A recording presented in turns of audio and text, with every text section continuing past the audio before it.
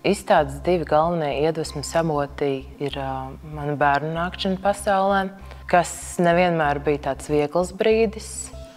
Un tad, kad es šajā visā virpulī gribēju sajusties mazliet laimīgāka, es vienmēr sāku domāt par savām dzimtes mājām, kas atrodas Alsungā. Viņām ir kādi 200 gadi. Viņas atrodas nomaļas no jebkā. Man lauki vispār tādā ziņā ir burvīgi, kā iedvesmas avots. Mums ir koridors, kas ir pilns ar seniem skapjiem. Tie skapji ir pilni ar veco laiku baznīcas svečturiem zeltītiem.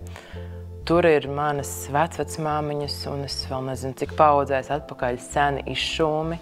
Manas un manas mammas dzīves laikā noteikti viņus neviens nav to skapju saturu revidējis, ja neskaita es bērnībā, kas izložņāja visu. Man mazā meitiņa bija pavisam maziņa, viņai bija kādi 7 mēneši, kad viņa izdomāja gulēt ļoti garus pusdienas laikus. Un tad es vienkārši sāku glaznot savu bērnību, visus piedzīvojumus.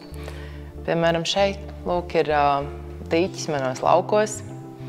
Viņš ir pilns ar šādām ūdenszelēm, un jautrākā izklaide bija tīrīt šo dīķi. Braukt ar jebko, kas peld pa dīķi, un kasīt ārā no viņa ūdenszeles. Man bērnībā bija štābiņš Vītolā. Tas bija tāds vecs koks, milzīgs, stumbrs. Es nezinu, cik tas Vītols bija vecs. Ļoti. Un augšā bija tāda kā platforma, un mēs tur satilpām 3, 4 un vairāk bērni. Kā no rīta uzkāpām, tā vakarā kāpām lejā. Tā ir tāda absolūtā laimes sajūta. Būt augstu šajā kokā, šajā savā štābiņā, mazajā pasaulē. Tā ir konkrēta vieta, kuru atminoties, es vienmēr jūtu brīnišķīgu laimes sajūtu. Man kaut kā likās svarīgi viņas nodot arī tālāk saviem bērniem. Kaut kā to savu pēctecību dot tālāk viņiem. Šajā izstādē ir redzami gan tie grūtie brīži kā jaunajai mammai, un tajā pašā laikā es viņus mēģināju slāpēt ar savas bērnības gaišajiem brīžiem, ar visiem štābiņiem kokos, indiāņiem, gliemežu meklēšanu, varžu medībām, atmiņām, patiesībā sakot, par vecmāmiņas puķēm. Pavasaros es visvairāk gaidu zilo zvaniņu uzziedēšanu. Tās zilās jūras visapkārt ir fantastiskas, un mani dzīves notikumi lielie parasti ir saistīti tieši ar ziliem zvaniņiem. Es pat precēties gribēju zilo zvaniņu ziedēšanas laikā, un tā šīs puķis man ir kļuvušas ļoti ārkārtīgi svarīgas. Un šī glezna ar zilo zvaniņu ir pirmā šajā glezna ciklā. Tā man simbolizē cerību uz nākotni.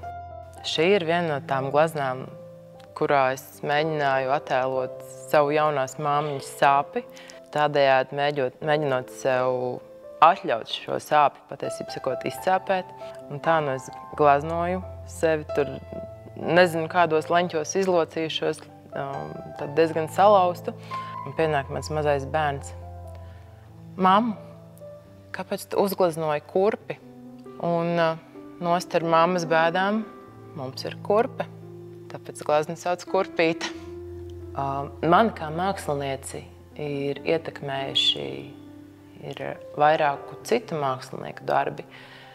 Šajā izstādē vislielākā ietekme ir no ilustrātoras Ilonas Ceipes.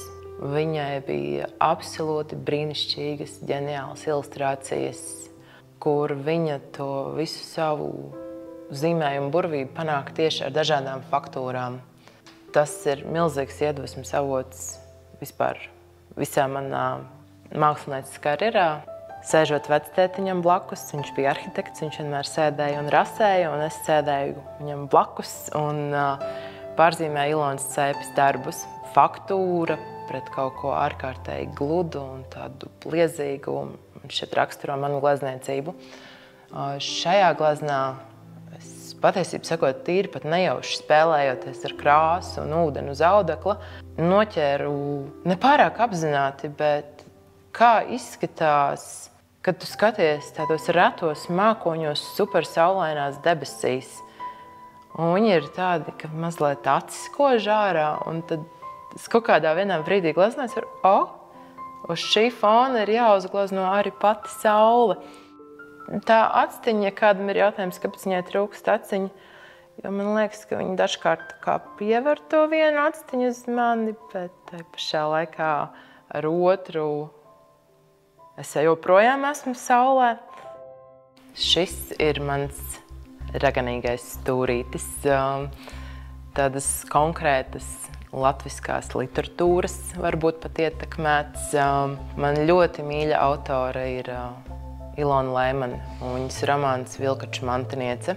Tā atmosfēra ir tā kā pirms negaisa un visa tā raganība, kas ir tajā grāmatā. Un tad es kaut kā domāju par savām ģimenes sievietēm, man liekas, ka tik ļoti kaut kas ir līdzīgs, piemēram, katru gadu visi tie rituāli pirms Jāņiem, kad visas stenderes, viss ir izrotāts ar pīlāģu zariem, bērziem, ozoliem. Visur tiek savilkti lietuvēnu krusti. Un, tas ir fascinējoši, ka joprojām ir visa šī senā sievišķība, un viņa ir dzīva un aktuāla joprojām tik daudzās ģimenēs un vietās. Man šķiet rādīt šo pretnostatījumu un runāt par to ir ļoti svarīgi. Tādējādi normalizējot faktu, ka cilvēka dzīve nav tikai absolūtais rožu dārzs.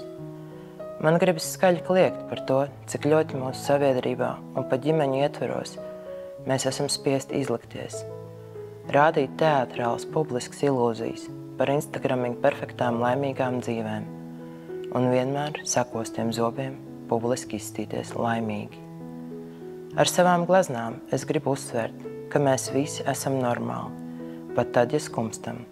Tas nav kauns, tas nav jāslēpj. Mums ir jāvar pieņemt savus līdzcilvēkus gan priekos, gan bēdās. Ļaujiet cilvēkiem šo laimi, būt pieņemtiem visos viņa jūtu līmeņos.